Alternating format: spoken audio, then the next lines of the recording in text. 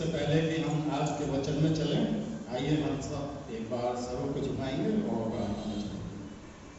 हमारे महान जीवित दयालु और अनुग्रहकारी पिता परमेश्वर तेरा धन्यवाद देते हैं एक बार फिर कि आपने आज की इस शाम में प्रभु हम सब लोगों को अपने चरणों में इकट्ठा किया है ताकि हम तेरे वचनों पर मनन कर सकें। आप खुदावन एक एक जन जो यहाँ पर उपस्थित हैं प्रभु, उनके लिए आपका धन्यवाद करते हैं और आपसे विनती करते हैं कि प्रभु हर एक रुकावट को, हर एक बाधा को जो शैतान वचन के बीच में लेकर के आता है, उसको यीशु मसीह के नाम से हम बांध देते हैं और दूर करते हैं।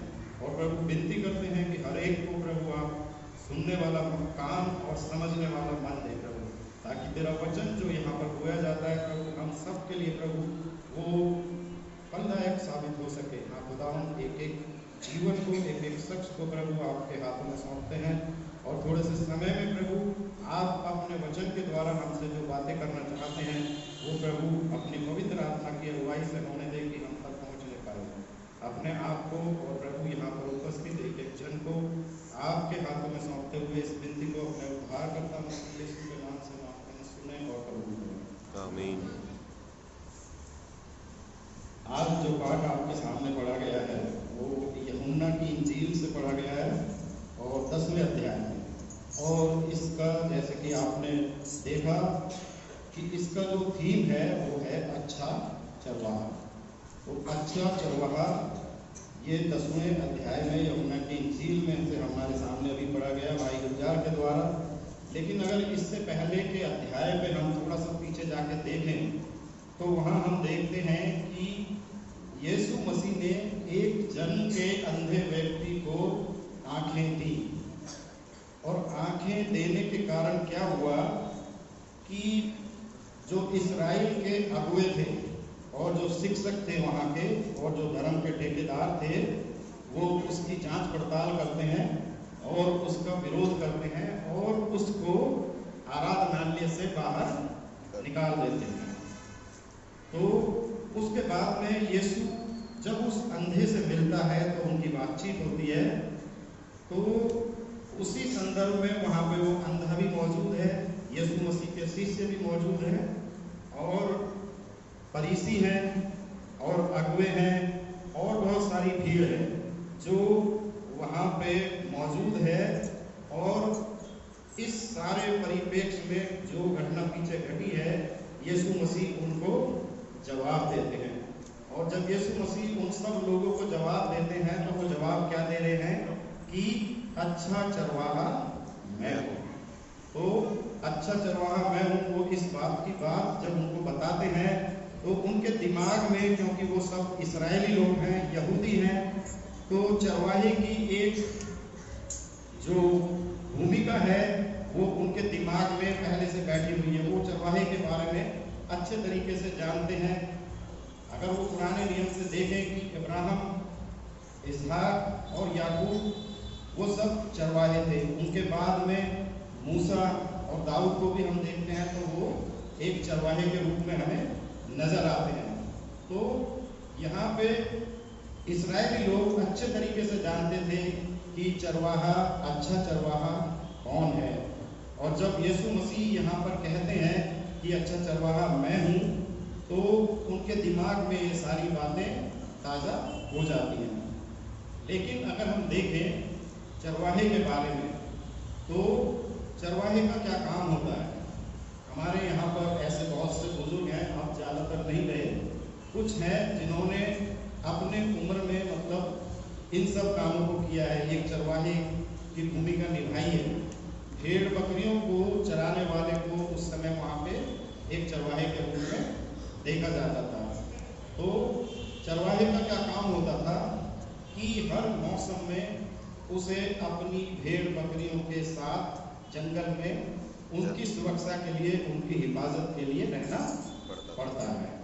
और उनके लिए हर एक जो खतरा होता है, खतरा कि कोई भेड़ खड्डे में ना गिर जाए, कोई भेड़ को कोई जानवर ना उठा के ले जाए, और भेड़ों को अच्छा चारा कहाँ मिलेगा, अच्छा पानी कहाँ मिलेगा, ये सब चीज़ों का इंतजाम करना एक चरवाहे का दायित्व होता है। वो चरवाहे की जिम्मेदारी होती थी फिर उसे अपने भेड़ों के पूरी तरीके से रखवाली करनी है। इसके अलावा और भी खतरे होते थे, चोर और डाकू जो भेड़ों को चुरा के ले जाते थे उनके मीट के लिए या उनकी खाल के लिए।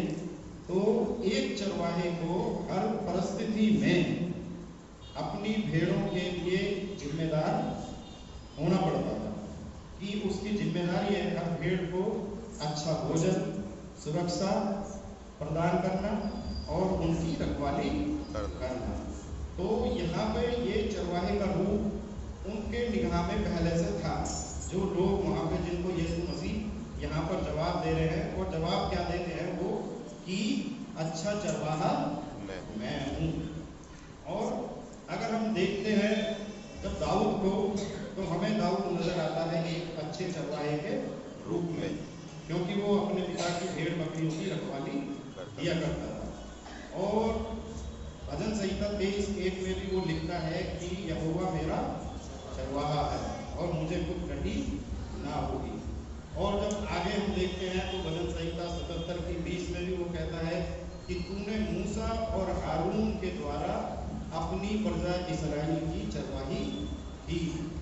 तो इस तरीके से हम ये देखते हैं कि यहूदियों के मन में ये पहले से एक छवि बैठी हुई थी कि परमेश्वर यहोवा उनका चरवाहा है। और ये चरवाहे की छवि यहाँ पर भी हमें दिखाई देती है जब हम इन वचनों को सुनते हैं और देखते हैं। तो इससे आगे जब हम इसी में गौर करते हैं तो 5वें अध्याय में यूहन्ना के यीशु मसीह कहते हैं कि वो दाऊद और मूसा से भी बढ़कर हैं। और 8वें अध्याय में वो कहते हैं कि इससे पहले कि अब्राहम हुआ उससे पहले मैं हूँ। यानी कि अगर हम पिछले पुराने नियम के सभी चरवाहों की तुलना करें तो उन सब में यीशु मसीह अपने आप को एक श्रेष्ठ चरवाहा यहाँ पर घोषित करते हैं, ठहराते हैं। और हम इस बात से पूरी तरह सहमत भी हैं कि वो सबसे अच्छे चरवाहे हैं।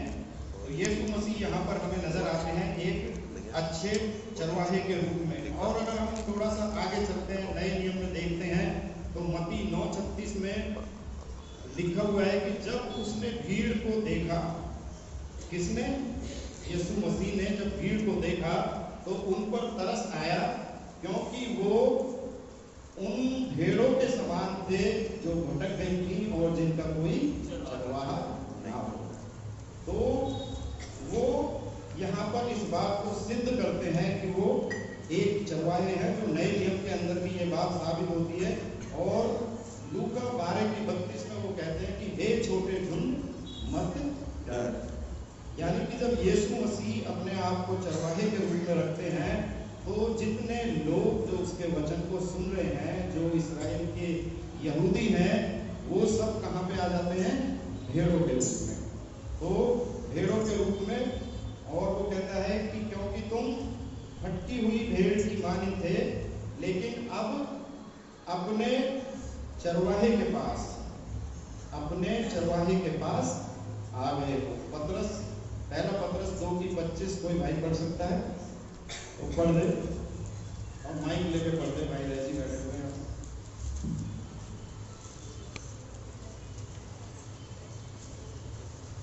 ये पहला पतरस 2:25 में, तुम तो भेड़ों की भांति भटक रहे थे, परंतु अब अपनी आत्मा के चरवाहे और अध्यक्ष के पास लौट आए हो। हाँ, तो वो इस बात को यहाँ पे बता रहा है कि हम सब के सब भेड़ों की नाई भटक गए थे और हर एक ने अपना मार्ग ले लिया था, लेकिन अब किसके पास आ गए? वो अपने सच्चे चरवाहे के पास आ गए। और ये अच्छा चरवाहा कौन है? यीशु मसीह। यही हमारा आज का जो है टॉपिक है कि अच्छा चरवाहा। और हम अच्छे चरवाहे के रूप में जो बात कर रहे हैं वो हम कर रहे हैं अपने प्रभु यीशु मसीह। और ये हमने क्लियर कर दिया पहले कि वहाँ यीशु मसीह किन लोगों को जवाब दे रहे हैं। वहाँ पर उसके शिष्य हैं, वो अंधाधिकारी हैं, फरीसी हैं और उनके अगुए हैं और बहुत सारी भीड़ है। जिनको यीशु मसीह ये जवाब देते हैं। अब जब हम ये देखते हैं कि एक अच्छे चरवाहे के रूप में यीशु मसीह जब यहाँ पर अपने आप को दिखाते हैं, तो अच्छे चरवाहे के रूप में क्या क्या कार्य होते हैं एक अच्छे चरवाहे के, या एक अच्छे चरवाहे की सेवकाई में क्या कार्य आते हैं, उनको हम आज इस पाठ के द्वारा सीखने की कोशिश करेंगे। तो पहली बात जो इसमें, एक अच्छा चरवाहा भेड़ों के लिए मरता है। जब हम इसमें से जो आज का पाठ पढ़ा गया है यूहन्ना 10:11 को देखते हैं, तो वहाँ पर इस प्रकार लिखा है कि अच्छा चरवाहा मैं हूँ, अच्छा चरवाहा भेड़ों के लिए अपना प्राण देता है। तो इस बात को जब हम देखते हैं तो इस बात को समझने की कोशिश करते हैं कि अच्छा चरवाहा की जिम्मेदारी क्या थी, जो मैंने अभी आपको थोड़ी देर पहले बताई। लेकिन अगर हम पुराने नियम के अंदर जब जाते हैं और देखते हैं, तो जो लोग चरवाहे का काम करते थे, तो उन भेड़ों की रखवाली करने का काम उनका होता था। और अगर कोई जानवर भेड़ों के ऊपर हमला करके उसे खा जाता था या उसको घायल कर देता था, तो उस जानवर से लड़के उन्हें उसके 2 टांग या उसकी कोई कान जो है वापस लाके सबूत के तौर पे दिखाना पड़ता था। तो चरवाहे का काम जो है वो बहुत जोखिम वाला काम होता था। उसे अपनी जान जोखिम में डाल के जानवरों से, यानी कि कोई शेर भी हो सकता है, कोई भालू भी हो सकता है और कोई भेड़िया भी हो सकता है, कि उसकी भेड़ को अगर वो ले जा रहा है तो उससे उनकी रक्षा करनी है, और उसको वो जमीन मिलता था। और आमोस 3 के 12 में भी लिखा है कि 2 पैर की हड्डियां या कान जरूर लेकर आए, तभी उसका क्लेम कि भाई इस भेड़ का जुर्माना उसको नहीं देना पड़ेगा। तो अगर हम देखें, हर मौसम में, सर्दी में, गर्मी में, बरसात में, चरवाहे को जंगल में रहना है भेड़ों के साथ। दूसरी चीज, भेड़ों के लिए उसे अच्छा हरी हरी चराइयों का भी खोजना है और उसके अंदर उनको अच्छी घास खिलानी है। तीसरी चीज, उनको सुखदायी जल के झरनों के पास भी लेके जाना है। और अगर कोई जानवर हमला कर रहा है तो उनसे भी बचाना है, लड़ना है।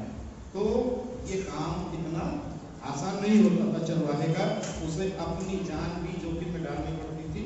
हो सकता है वो भेड़ को छोड़ के चरवाहे के ऊपर ही हमला कर दे और वो चरवाहा भी अपनी जान गंवा बैठे। तो ये जान को जोखिम में डालकर करने वाला एक काम था, जो था चरवाहे का काम। और ये काम यहाँ पर हम देखते हैं कि जब दाऊद साउल को बताता है, जिस समय गोलियत से लड़ने के लिए कोई नहीं मिल रहा था, तो वो कहता है कि तेरा दास जब अपने बाप की भेड़ बकरियों को चराता था, तो कई बार शेर को और भालू को जब वो भेड़ों को उठा के ले जाते थे, तो उनको पीछा करके, उनको मार के और उनके जबड़े से अपनी भेड़ को छुड़ा लेता था।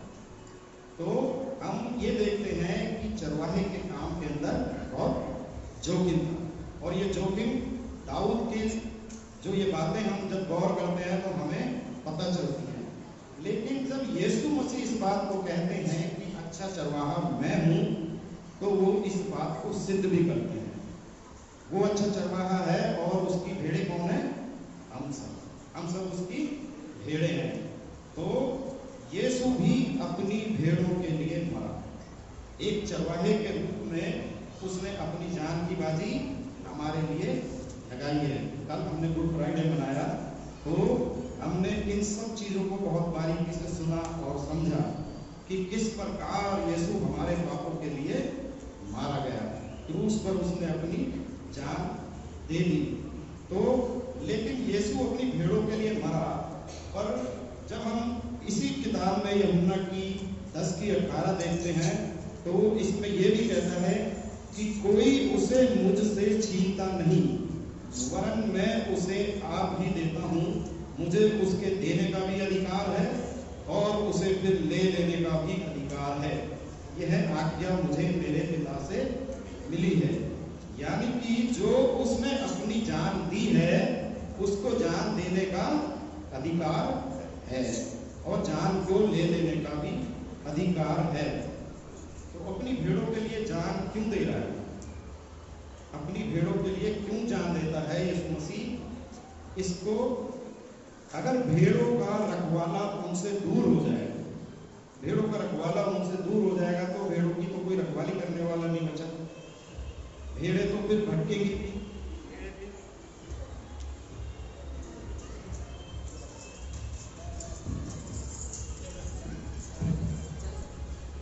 हाँ, तो भेड़ भी भटक भी सकती है, गिर भी सकती है, बिखर भी सकती है इधर उधर।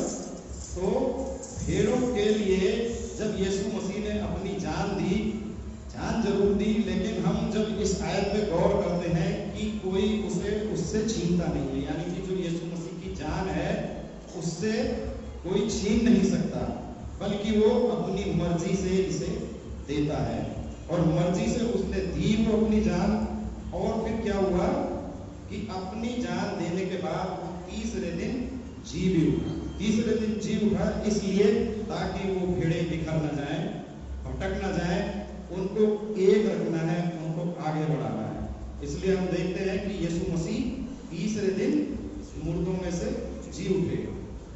तो जब हम देखते हैं दूसरा कुरिन्थियों 5:21, तो उसमें हमें मिलता है कि परमेश्वर ने जो पाप रहित था उसे हमारे लिए पाप बना दिया ताकि हम उसमें उसकी धार्मिकता को प्राप्त करें। उसकी धार्मिकता को प्राप्त करना क्यों जरूरी था? क्योंकि परमेश्वर पवित्र है और वो पाप को देख नहीं सकता। अब ये जो बलिदान है ये यीशु मसीह का एक बिल्कुल सिद्ध बलिदान है। एक चरवाहे का अपनी भेड़ों के लिए एक सिद्ध बलिदान है। हम ये देखते हैं कि आज भी बहुत सारे अन्य जाति के लोगों के अंदर पुराने समय से बलि चढ़ाने की परंपराएं रही हैं। आज भी मुसलमान लोग ईद के दिन जो है बकरा काटते हैं, बलि करते हैं। और हिंदुस्तान के अंदर बंगाल में भी बहुत जगहों पर, नेपाल के अंदर जानवरों को काटा जाता है। लेकिन जानवरों को क्यों काटा जाता है? कि उनके पाप के बदले में इन जानवरों की बलि दी जाती है, क्योंकि वचन कहता है कि पाप की मजदूरी तो मृत्यु है। तो वो अपना मृत्यु का दंड उन जानवरों के ऊपर रख के उनकी बलि करते हैं कि मेरे पाप अब क्षमा हो गए, मेरे बदले में ये जानवर मर गया। लेकिन आपने कभी सोचा कि अगर मैं किसी का कत्ल कर दूं, मैं किसी को मार दूं, तो अगर मैं उसकी जगह सरकार या कानून या न्याय क्या कहता है कि जिसने मर्डर किया है उसको फांसी पे चढ़ाओ, तो हिसाब बराबर हो जाएगा। लेकिन अगर मैं किसी को कत्ल करने के बाद मैं कहूं कि मेरी जगह इस बकरे को फांसी पे चढ़ा दो, तो क्या न्याय हो जाएगा? हो जाएगा? नहीं होगा, है ना? क्यों नहीं होगा? क्योंकि हमारा परमेश्वर न्यायी है। फिर दूसरी चीज कि अगर एक पापी के बदले दूसरा पापी मरे तो भी न्याय नहीं होता। तो ये दोनों चीज परमेश्वर यहाँ पे हमारे लिए पूरी करता है। क्योंकि अगर हम देखें तो ऐसा निष्कलंक बर्रा चाहिए होता था, मेमना चाहिए होता था जिसने कोई पाप ना किया हो, जिसके अंदर कोई पाप ना हो, तो उसको उस समय बलि चढ़ाया जाता था और उसकी जांच पड़ताल पूरी की जाती थी बलि चढ़ाने से पहले कि वो स्वस्थ होना चाहिए, उसके अंदर कोई बीमारी नहीं होनी चाहिए, किसी तरह का रोग नहीं होना चाहिए। अभी जब हम कल गुड फ्राइडे की बात कर रहे थे और हम सीख रहे थे, तो हम ये भी देखते हैं कि गुड फ्राइडे के समय यीशु मसीह को जब पकड़ा गया तो कैफा के पास गया और फिर वो पिलातुस के पास भी गया, हेरोदेस के पास भी गया, लेकिन सबने क्या कहा कि हम इसके अंदर कोई दोष नहीं पाते, ये निर्दोष है। तो वो मेमना, वो बर्रा, उन्होंने खुद सर्टिफिकेट इस बात का दिया। पिलातुस ने सबके सामने पानी मंगाकर उसमें हाथ धोए और क्या कहा कि मैं इसके खून से तो ये चीज हमें इस बात का आभास देती है कि वो परमेश्वर का एक निष्कलंक मेमना था, बर्रा था, जो वहां पर बलिदान होने के लिए आया था। और जब उसका खून बहाया गया तो सारे हमारे जो पाप थे वो उसने अपने ऊपर ले लिए। तो हमारे पापों का प्रायश्चित किसने किया? यीशु मसीह ने। हमारे पापों का बोझ किसने उठा लिया? यीशु मसीह ने। और वो बोझ को उठाकर जो सजा हमको मिलनी थी मृत्यु की, वो सजा उसने ले ली। इसलिए वो हमसे यहाँ पर कह रहा है कि अच्छा चरवाहा मैं हूँ। अच्छा चरवाहा अपनी भेड़ों के लिए अपनी जान देता है। तो अब जो उसने जान दी है, तो अगर हम देखें तो 53 की 8 में भी कहता है कि मेरे लोगों के अपराधों के कारण वो मारा गया। और जब हम देखते हैं कि यीशु मसीह का जन्म होने वाला था, तो फरिश्ता आया मरियम के पास और बताया कि तू उसका नाम यीशु रखना, और वो अपने लोगों का उनके पापों से उद्धार करेगा। तो ये सारी बातें जब हम देखते हैं वचन के संदर्भ में, तो ये सिद्ध करती हैं कि वाकई यीशु मसीह हमारा अच्छा चरवाहा है। उसने अपनी भेड़ों के लिए अपनी जान दी है। लेकिन ये जान क्यों दे रहा है? दूसरी बात कि अच्छा चरवाहा अपनी भेड़ों से प्रेम करता है। पहली बात क्या बताई मैंने? कि अच्छा चरवाहा अपनी भेड़ों के लिए अपनी जान देता है। और दूसरी बात कि अच्छा चरवाहा अपनी भेड़ों को प्रेम करता है। तो इसमें हम पढ़ सकते हैं जो पाठ हमने आज पढ़ा, 10 उसकी 14 और 15 आयत मैं आपके सामने पढ़ रहा हूँ। अच्छा चरवाहा मैं हूँ, मैं अपनी भेड़ों को जानता हूँ और मेरी भेड़ें मुझे जानती हैं। जैसे पिता मुझे जानता है और मैं पिता को जानता हूँ, और मैं भेड़ों के लिए अपना प्राण देता हूँ। तो अच्छे चरवाहे की जो बात है वो क्या है कि वो अपनी भेड़ों को जानता है ना।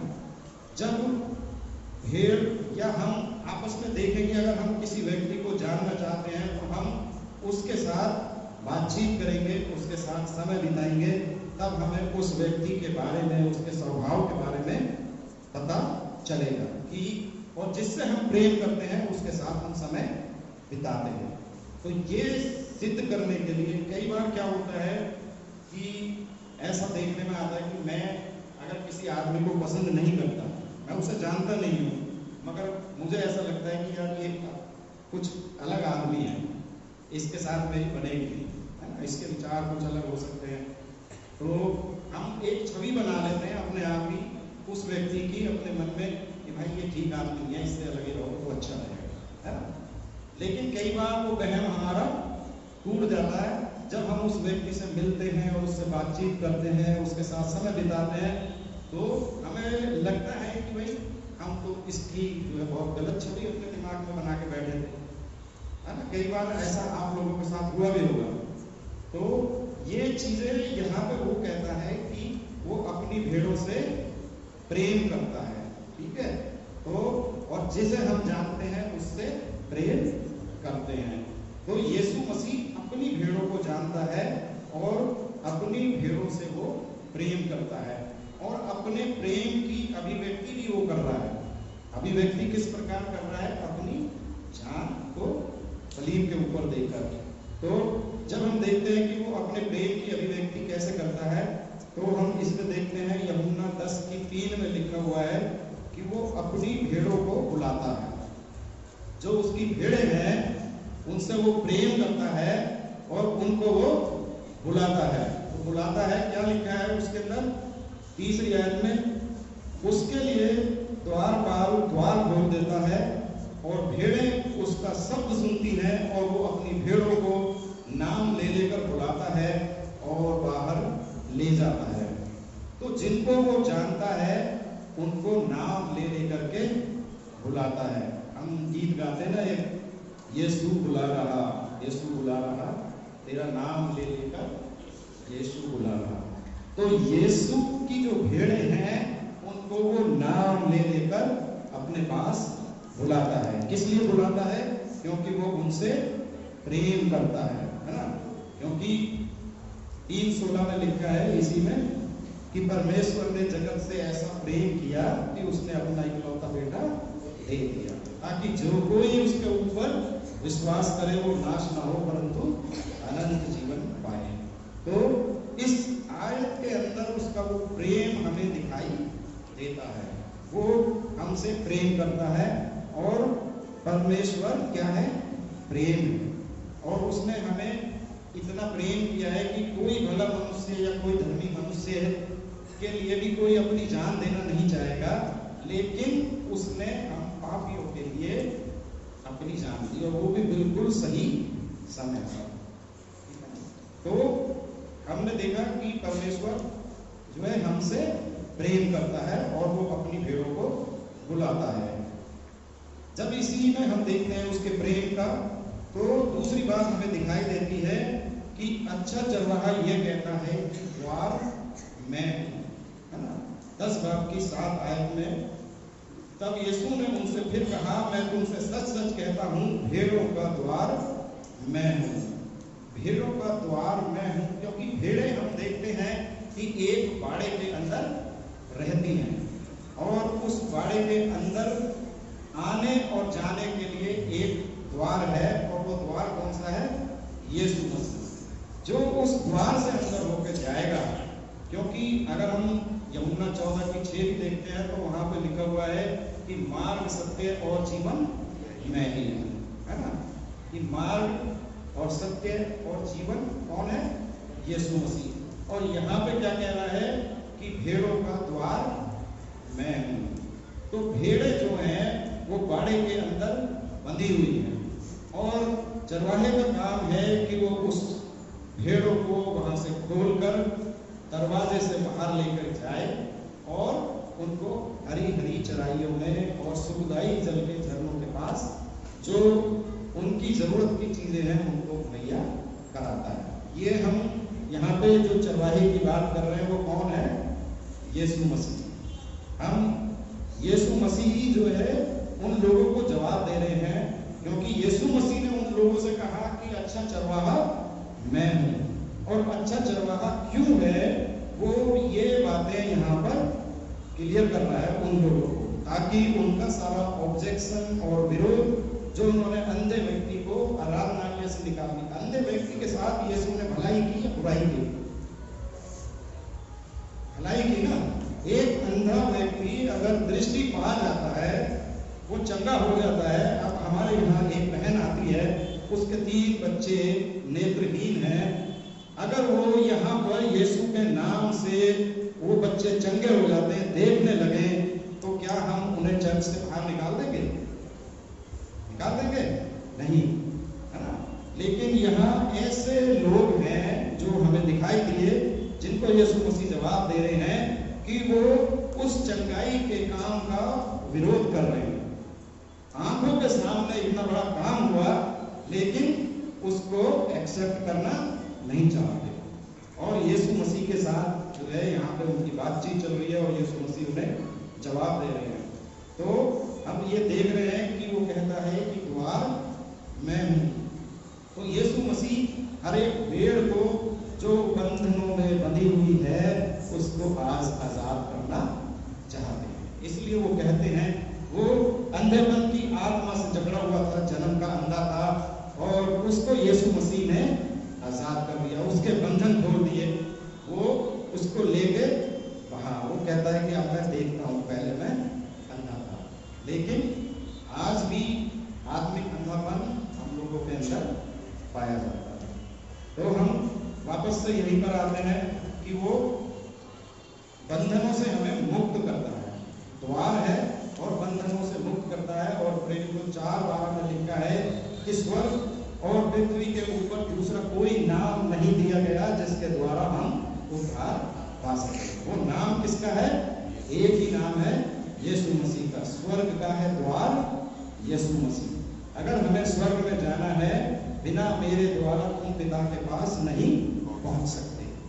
तो क्योंकि वो पिता को जानता है और पिता उसे जानता है, और यीशु मसीह अपनी भेड़ों को जानता है और वो अपनी भेड़ों से प्यार करता है और उनके लिए अपनी जान देता है। इसलिए हमें यीशु मसीह ये कह रहे हैं कि अच्छा चरवाहा मैं हूँ, अच्छा चरवाहा मैं हूँ। वो अपनी भेड़ों से प्रेम करता है और अपनी भेड़ों को बुलाता है और उनसे कहता है कि द्वार मैं हूँ।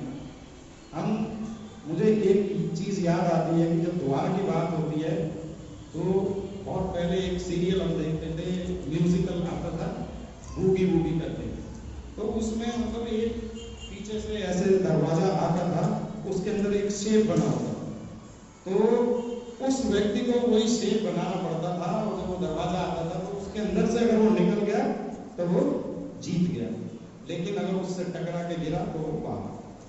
तो वो दरवाजा भी क्रॉस की शेप में ऐसे ही आया।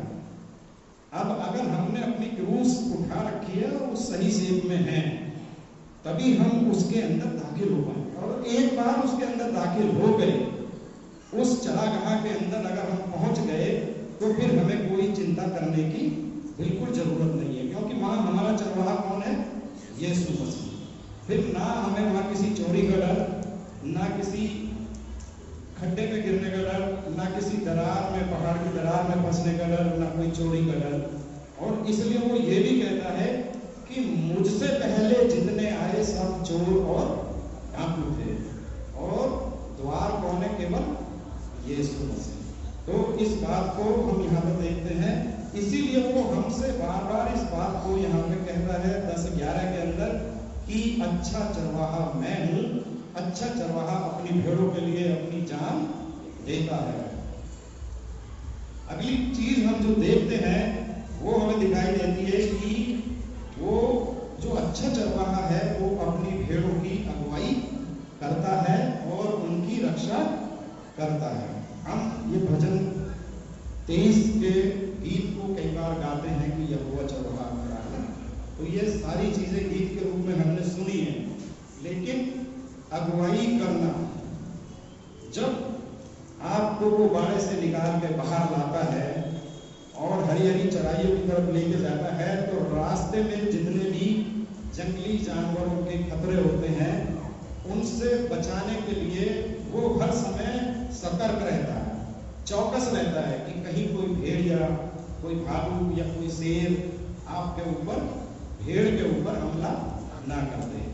तो उसे बहुत चौकस और बहुत सतर्क रहना जरूरी है। और अच्छा चरवाहा इसलिए खुद उनके आगे आगे चलता है। और 23 में लिखा है कि वो धर्म के मार्गों में मेरी अगुवाई करता है। तो वो अपनी भेड़ों को हरी हरी चराइयों में ले चलता है, सुखदायी जल के झरनों के पास ले चलता है ना।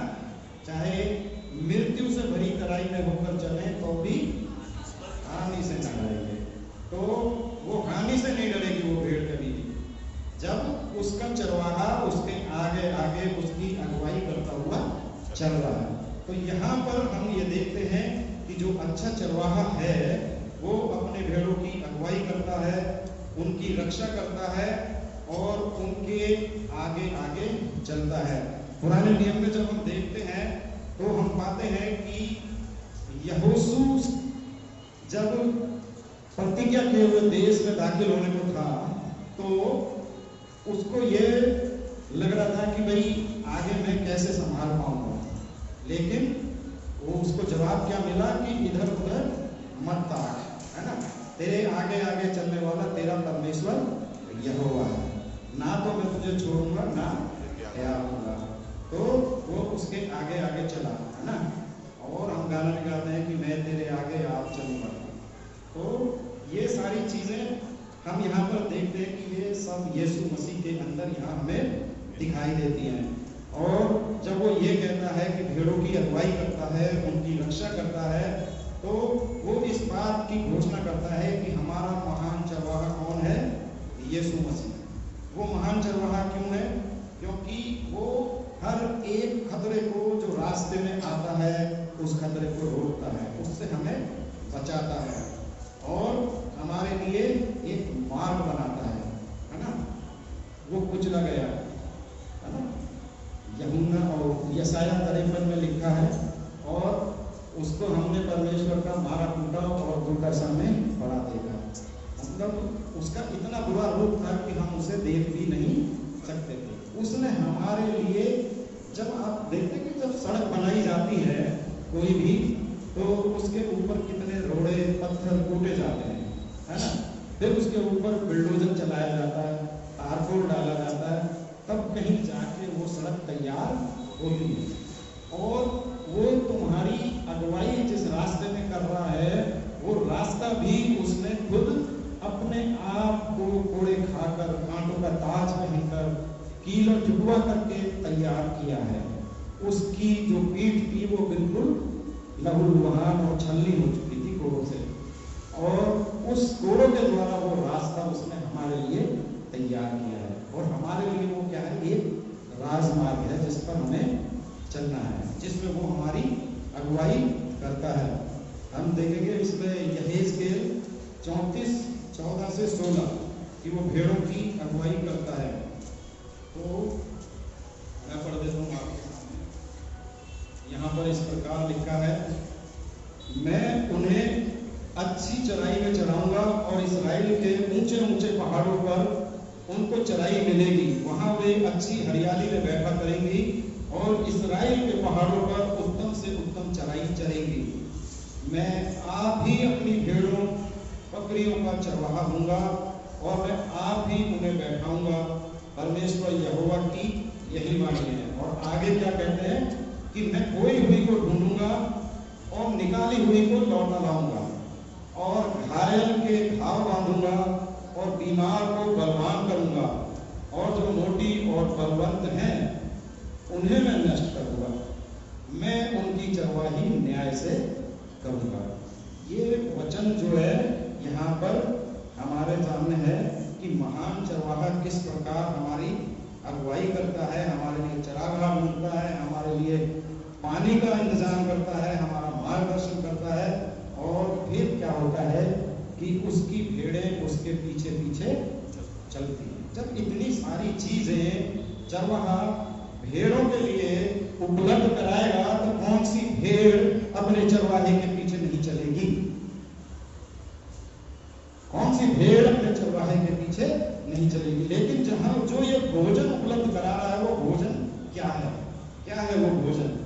यिर्मयाह अगर 15 की 16 कोई पढ़ते वैसे भाई, तो वहां पर हम देखते हैं कि जो भोजन चरवाहा हमें आज देता है, जो भोजन चरवाहा आज हमें दे रहा है वो क्या है? यिर्मयाह 15 की 16। तेरे वचन पाकर मैंने उन्हें खा लिया, और तेरे वचन मेरे हृदय के लिए आनंद और हर्ष के कारण बने, क्योंकि हे सेनाओं के यहोवा, काफी कि जब तेरे वचन मेरे पास आए तो मैंने उन्हें खा लिया, है ना। हम देखते हैं कि गाय भैंस जब कोई भोजन करती है तो उसके बाद में क्या करती है, वो जुगाली करती है उसको, है ना, उसको ताकि वो पच जाए, हजम हो जाए। तो हमारा भोजन क्या है? क्या है? परमेश्वर का वचन। कहाँ से आ रहा है परमेश्वर का वचन? ये हमारे पास जो 66 पुस्तकें जो लिखी गई हैं, जिसको हम बाइबल के रूप में जानते हैं, ये क्या है? वो वचन है। और जब ये मेरे पास आए तो मैंने इन्हें खा लिया। और हम पिछले 45 दिनों से ये भोजन अच्छे तरीके से यहाँ पर बैठ बैठ के खा रहे हैं। तो 45 दिन की रेगुलर खुराक अगर हम लें तो अच्छा मोटा ताज़ा हो जाना चाहिए भेड़ों को। तो अगर हम ये देख रहे हैं यहाँ पे, तो दाऊद कहता है 119 की 97 में, भाई रजी पढ़ देना, भजन 119 की 97।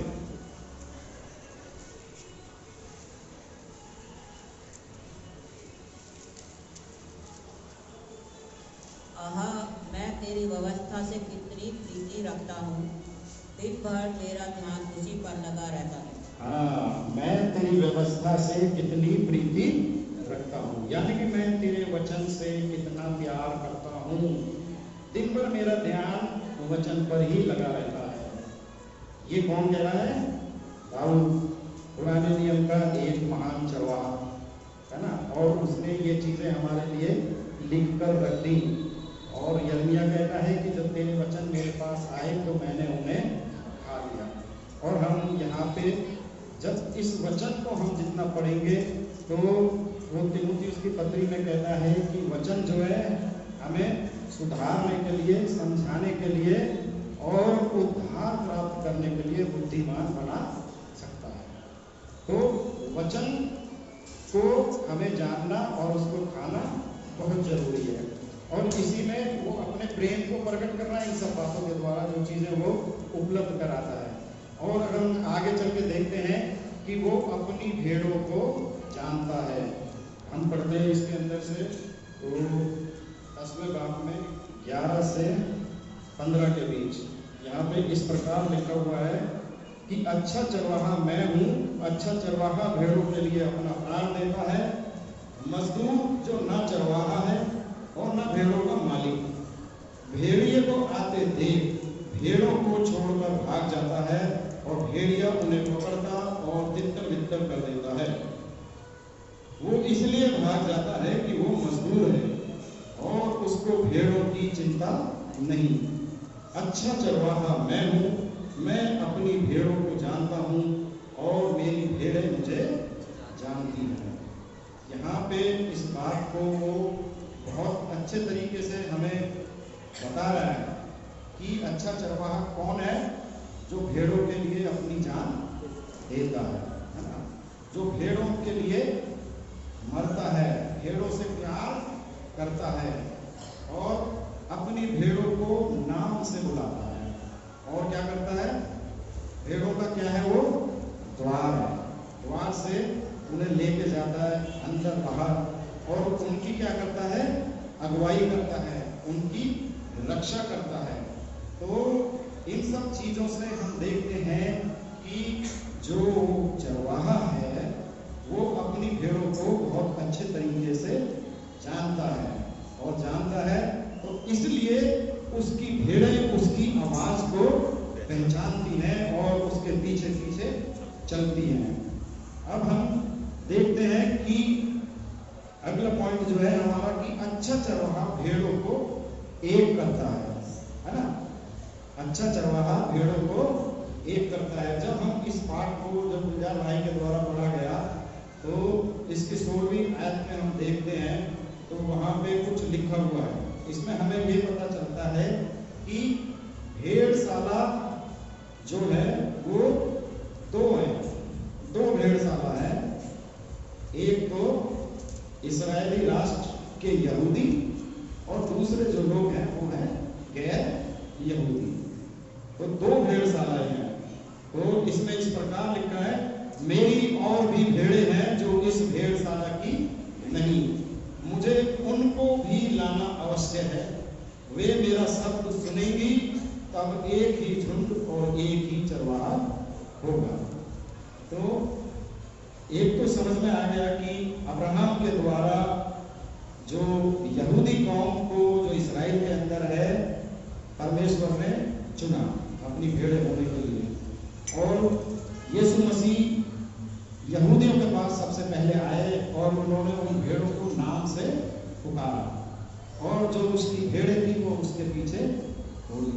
लेकिन बहुत सारी भेड़ें ऐसी थी जिन्होंने उसे ग्रहण नहीं किया, है ना।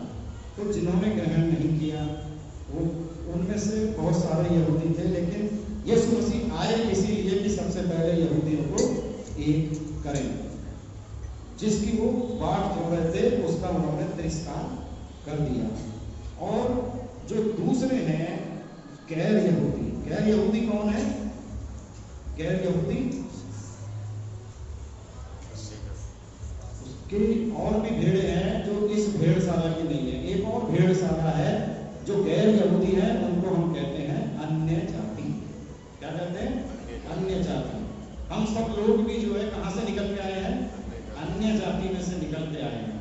तो हम उसकी पहली भेड़शाला में नहीं है, हम दूसरी वाली भेड़शाला के लोग हैं। ठीक है, समझ में आ रही है ना बात जो मैं बताना चाह रहा हूँ? तो यहाँ पे जो चीज है समझने की कि जो अच्छा चरवाहा है वो भेड़ों को एकजुट करता है। दो भेड़शाला है, यहूदी है और अन्य जाति। और यीशु मसीह ने यहूदियों को इकट्ठा किया और इकट्ठा करने के लिए आए, लेकिन जब उन्होंने उसकी ना सुनी तो वो अन्य जातियों की ओर फिर गया, है ना। हम देखते हैं कि वो सामरी नगर के अंदर गया और जहाँ पे यहूदी लोग जाना पसंद नहीं करते थे और सामरी स्त्री को प्रचार किया। तो गलील के नासरत में गया जहाँ यहूदी जाना पसंद नहीं करते थे, और वहाँ जो दुष्ट आत्मा से जकड़ा हुआ एक इंसान था जिसके अंदर सेना थी, उसको आजाद किया। तो बहुत सारी चीजें जब वचन को हम पढ़ते हैं तो यूहन्ना 1:12 में कहता है कि वो अपनों में आया और उसके अपनों में उसे ग्रहण नहीं किया, लेकिन जितनों ने उसे ग्रहण किया उसने उन्हें अपने पुत्र और पुत्रियां होने का अधिकार दिया। तो ये अधिकार हमें जो अन्य जाति में थे हमें सेत में मिला है, मुफ्त में मिला है, मुफ्त में हमारे लिए है, लेकिन उसने अपना बलिदान हमारे लिए दिया है। हमारे पापों का पश्चाताप उसने उस क्रूस के ऊपर चढ़ के किया है। तो इसलिए वो कहता है कि मेरी और भी भेड़े हैं, है ना, और वे कौन है? अन्य जाति। और 34:11 जो हमने अभी पहले भी पढ़ा था यह इसके कि मैं आप अपनी भेड़ बकरियों को ढूंढूंगा, है ना। और 34:13 में कहता है कि मैं उन्हें जातियों में से निकालूंगा। अलग अलग देश के अंदर, अलग अलग जातियों के अंदर जो उसकी भेड़े हैं उनको वो निकाल के लाएगा और सबको एकजुट करेगा। और मैं भाई रैजी से कहूंगा कि गलतियों 3:28 को पढ़ दें कि जब वो हमको एकजुट करेगा तो ना उसमें कोई ऊंच होगी, ना कोई नीच, ना कोई जाति, ना कोई बंधन, सब परमेश्वर के लोग होंगे, सबके समान अधिकार होंगे, हम सब उसकी संतान होंगे और उसमें कोई भेदभाव ना रहेगा। गलतियों 3:28। अब ना कोई यहूदी है और ना यूनानी, ना दास और ना स्वतंत्र, ना पुरुष है और ना स्त्री, और तुम सब मसीह यीशु में एक हो। हाँ, अब ना कोई यहूदी है, ना कोई यूनानी, ना कोई दास, ना स्वतंत्र, और ना ही कोई नर और ना ही कोई नारी। हम सब मसीह में क्या है? एक हैं। और इफिसियों 2:14 में क्या कहता है? क्योंकि वही हमारा मेल है। उसने उस दीवार को उठा दिया है अपनी जान देकर, जो शैतान ने अदन के बाग में परमेश्वर और मनुष्य के बीच में खड़ी की थी। अब वो दीवार ढह चुकी है, इसलिए ना कोई दास है ना स्वतंत्र है, अब सब क्या है? मसीह में एक है, क्योंकि उसने हमारा मेल करा दिया है। और जब हम देखते हैं यूहन्ना की इंजील में ही तो 11 बाब की 51 और 52 आयत में हम देखते हैं कि कैफा जो उस वर्ष का महायाजक था वो एक भविष्यवाणी करता है। और वो भविष्यवाणी क्या करता है कि ये बात उसने अपनी ओर से ना कही, परंतु उस वर्ष का महायाजक होकर भविष्यवाणी की कि यीशु उस जाति के लिए मरेगा, और न केवल उस जाति के लिए वरन इसलिए भी कि परमेश्वर की तितर बितर संतानों को एक कर दे।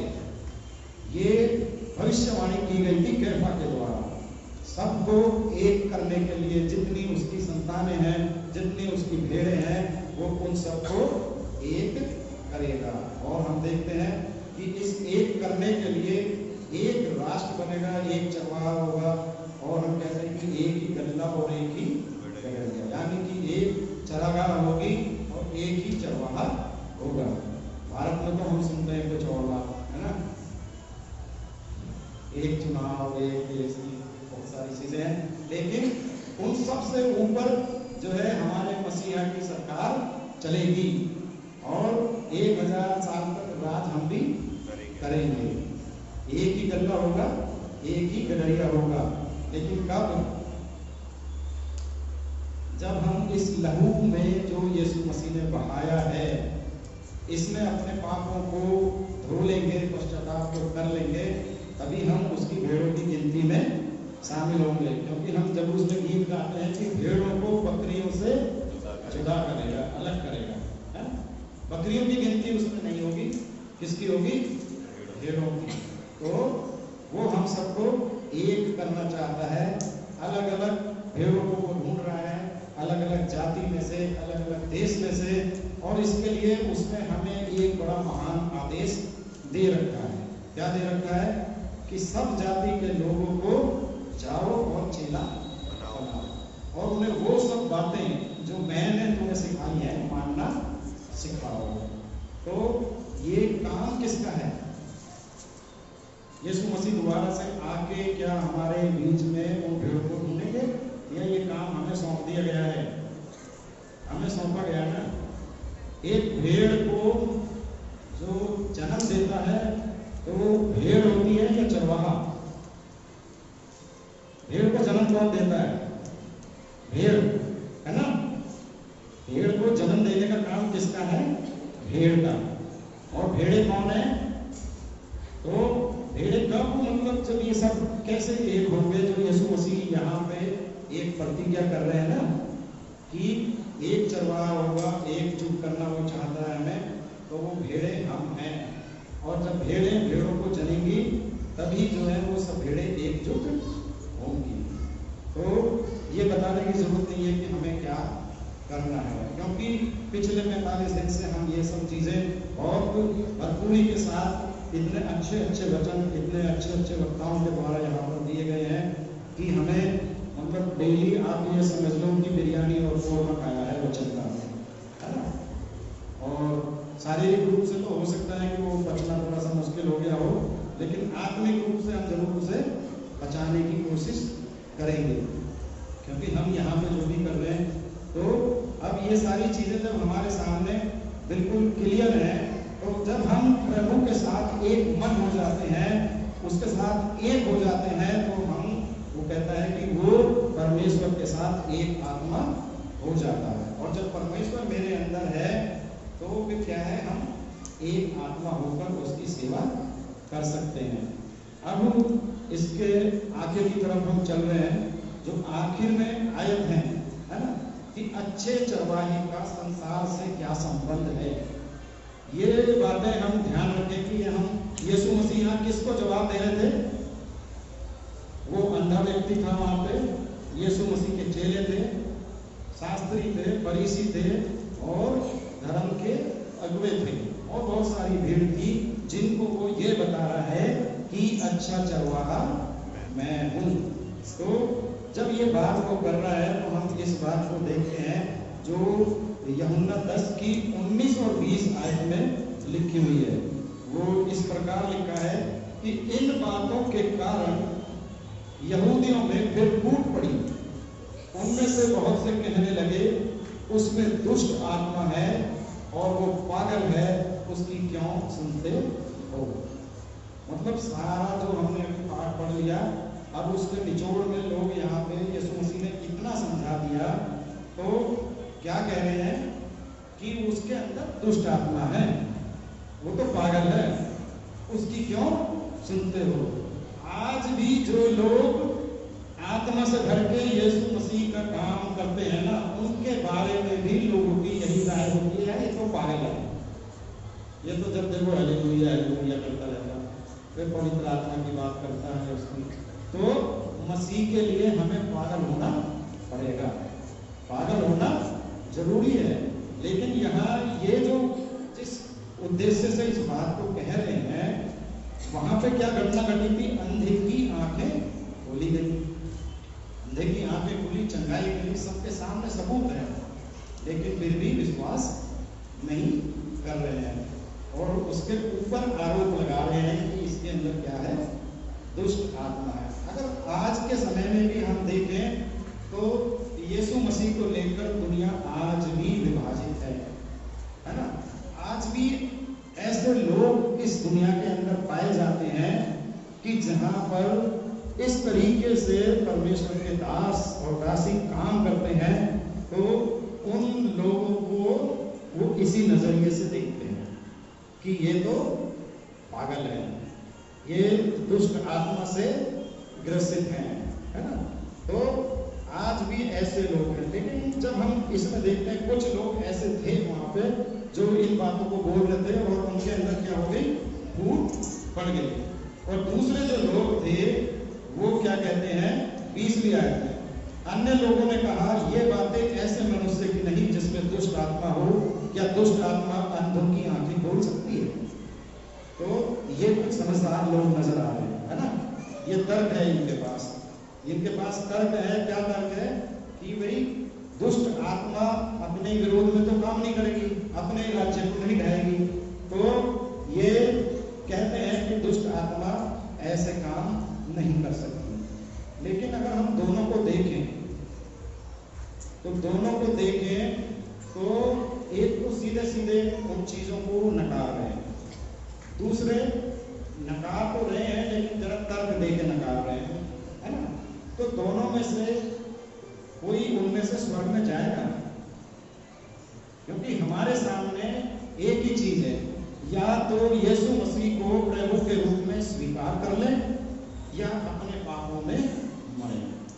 तो जब हम ये देखते हैं, आज यही सवाल हमारे भी सामने है कि आप या तो यीशु को प्रभु के रूप में स्वीकार करें या अपने पापों में मरें। उसने बलि देकर के उद्धार का काम आपके लिए पूरा कर दिया है। आपके पापों का पश्चाताप वो शरीर के ऊपर कर चुका है। आपका मेल मिलाप वो परमेश्वर के साथ कर चुका है, और वो आज क्रूस पर नहीं है, वो बाप के दाहिने जाकर बैठ चुका है। और वो फिर से उन लोगों को, उन भेड़ों को अभी भी ढूंढ रहा है जो उसके साथ उस राज्य में शामिल होंगे, क्योंकि द्वार वही है। और वो आज भी अपनी भेड़ों को नाम ले लेकर बुला रहा है, उन सबको एकजुट करना चाहता है। आप उसके विषय में क्या निश्चय लेंगे? आप क्या जवाब देंगे? वहां इतने लोग थे, एक बार यीशु मसीह ने अपने चेलों से पूछा कि तुम मुझे क्या कहते हो? तो पतरस ने क्या जवाब दिया? कि तू जीवते परमेश्वर का पुत्र मसीह है ना। तो हमारा भी जवाब वही होना चाहिए उस समय कि तू जीवते पुत्र मसीह है। तो ये चीज जब हम देखते हैं तो हम ये देखते हैं कि यीशु मसीह हर जगह पर, हर वचन के द्वारा अपने आप को एक अच्छा चरवाहा यहाँ पर घोषित करता है। और आखिर में हम पढ़ेंगे खाली इब्रानियों 13:20 से 21। इब्रानियों 13:20 से 21। आप इसके साथ ही हम इसको यहाँ पर समाप्त करेंगे। यीशु मसीह हमारा अच्छा चरवाहा है, और यहाँ पर किस तरीके से लिखता है कि अब शांतिदाता परमेश्वर जो हमारे प्रभु यीशु को, जो भेड़ों का महान रखवाला है, सनातन वाचा के लहू के गुण से मरे हुओं में से जिलाकर ले आया, तुम्हें हर एक भली बात में सिद्ध करे, जिससे तुम उसकी इच्छा पूरी करो, और जो कुछ उसको भाता है उसे यीशु मसीह के द्वारा हमें उत्पन्न करे। उसी की महिमा युगानुयुग होती रहे, आमीन। तो इस पाठ का जो निचोड़ है, बस हम यही कहते हैं कि वो हम मरी हुई भेड़ों को कब्र से बाहर निकाल कर ले आया, वरना हम तो अपने पापों के कारण मरे हुए थे, लेकिन उसमें हमें एक नया जीवन दे दिया है, हमें एक नई सृष्टि बना दिया है। तो हम जो है उसे अच्छे चरवाहे के साथ साथ मरी हुई भेड़ों का महान चरवाहा भी आज अपने लिए घोषित करते हैं, क्योंकि जो पुनरुत्थान की सामर्थ मसीह को मुर्दों में से जिंदा करके ले आई, वो आज उन सभी भेड़ों को भी उस सामर्थ के साथ जीवित करके एकजुट करेगा। परमेश्वर अपने वचन के पढ़े और सुने जाने पर आशीष दें। आइए हम प्रार्थना करें। हमारे महान सामर्थी दयालु और अनुग्रहकारी पिता, एक बार फिर आपके चरणों में आते हैं, धन्यवाद की भेंट आपको चढ़ाते हैं। कि आप सामर्थी, दयालु और अनुग्रहकारी पिता हैं। आप अपने भेड़ों से प्यार करते हैं, आप उनकी चिंता करते हैं और उनकी रक्षा करते हैं प्रभु। आप खुदाओं, आपने अपनी जान देकर प्रभु हमें बचाया है, पाप से छुड़ाया है और अनंत जीवन का उत्तराधिकारी बना दिया है। आप खुदाओं, आज हम एक एक जन अपने आप को प्रभु आपके चरणों में समर्पित करते हैं और चाहते हैं कि आप हमारे चरवाहे बनकर हमारी अगुवाई करें और प्रभु हमें उन हरी हरी चराइयों में और सुखदायी जल के झरनों के पास ले चले, जहाँ कोई ना चिंता, ना डर, ना भय हो। आप खुदाओं, एक एक जन जो यहाँ पर उपस्थित है, आप एक एक की रखवाली करें प्रभु, हर एक गुनाह से, हर एक पाप से प्रभु आप हमें बचाएं और खुदाओं अपनी अगुवाई में निरंतर लिए चले, ताकि हम कह सकें कि यहोवा मेरा चरवाहा है। अब प्रभु इस विनती को मान लेते हैं, अपने उद्धारकर्ता मसीह यीशु के नाम से सुने और कबूल करें।